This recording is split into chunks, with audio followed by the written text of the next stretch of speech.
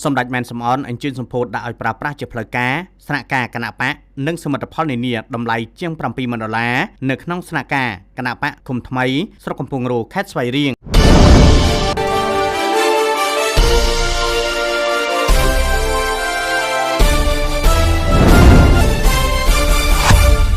សម្ដេចកតេសង្ឃបណ្ឌិតមែនសំអនអនុប្រធានគណៈបកប្រជាជនកម្ពុជានិងជាតំណាងរាស្ត្រមណ្ឌលស្វាយរៀងបានអញ្ជើញជាអធិបតីភាពក្នុងពិធីសម្ពោធដាក់ឲ្យប្រើប្រាស់នៅអគារស្នាក់ការគណៈបកប្រជាជនកម្ពុជាឃុំថ្មីនិងសមិទ្ធផលនានាក្នុងគណៈបកឃុំថ្មីស្ថិតនៅក្នុងភូមិព្រៃវល្លិឃុំថ្មីស្រុកកំពង់រោខេត្តស្វាយរៀងនៅព្រឹកថ្ងៃសៅរ៍7រោចខែចែកឆ្នាំម្សាញ់សប្តស័កពុរសករាជ2569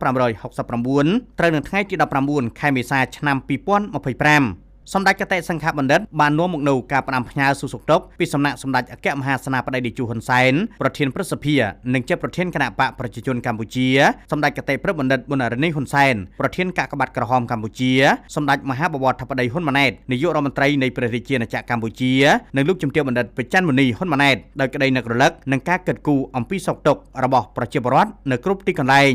ថ្លែងនៅក្នុងឱកាសដ៏វិសេសវិសាលនេះសម្ដេចកតេសង្ឃបណ្ឌិតបានបញ្ជាក់ឲ្យដឹងថាអគារស្នាក់ការគណៈបកប្រជាជនកម្ពុជាសម្ពោធដាក់ឲ្យប្រើប្រាស់នេះគឺជាសមិទ្ធផលថ្មីមួយទៀតរបស់គណៈបកនៅក្នុងឃុំថ្មីដែលអាចកើតឡើងបានដោយសារប្រទេសជាតិយើងមានសុខសន្តិភាពយ៉ាងពិតប្រាកដក្រោមការដឹកនាំរបស់សម្ដេចតេជោហ៊ុនសែនដែលយើងគ្រប់គ្នាមិនអាចបំភ្លេចបាននិងមានការគាំទ្ររបស់ប្រជាពលរដ្ឋក្នុងមូលដ្ឋាន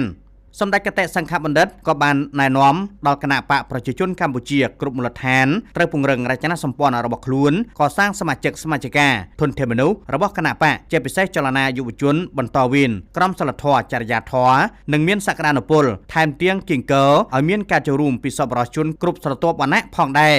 សម្ដេចកតេសង្ឃបណ្ឌិតបានអំពាវនាវដល់ប្រជាពលរដ្ឋគ្រប់មជ្ឈដ្ឋានឲ្យចូលរួមរក្សាសុខសន្តិភាពគ្រប់មធ្យោបាយឲ្យបានស្ថិតស្ថេរត្រូវមានសាមគ្គីភាពផ្ទៃក្នុងជាមន្ត្រីឈានមុខមន្ត្រីល្អ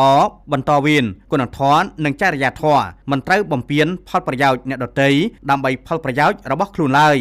ឆ្លៀតក្នុងឱកាសនោះផងដែរសម្ដេចកតេសង្ឃបណ្ឌិតក៏បានថ្លែងអំណរគុណចំពោះឯកឧត្តមកង្ខឿនឯកឧត្តមខុនតារាសម្បត្តិលោកស្រីហួតរួមជាមួយឯកឧត្តមលោកជំទាវលោកស្រីនិងក្រុមការងារបានរួមគ្នាកសាងស្នាក់ការគណៈបកប្រជាជនកម្ពុជាឃុំថ្មីមានទំហំ10ម៉ែត្រគុណ12ម៉ែត្រនិងសមិទ្ធផលនានារួមមានសាងសង់ក្លោងទ្វាររបងចាក់ដីចាក់សាបបេតុងនៅក្នុងទីធ្លាបរិវេណស្នាក់ការគណៈបកតសម្រាប់រូងសម្រាប់ប្រជុំបណ្ដោយប្រវែង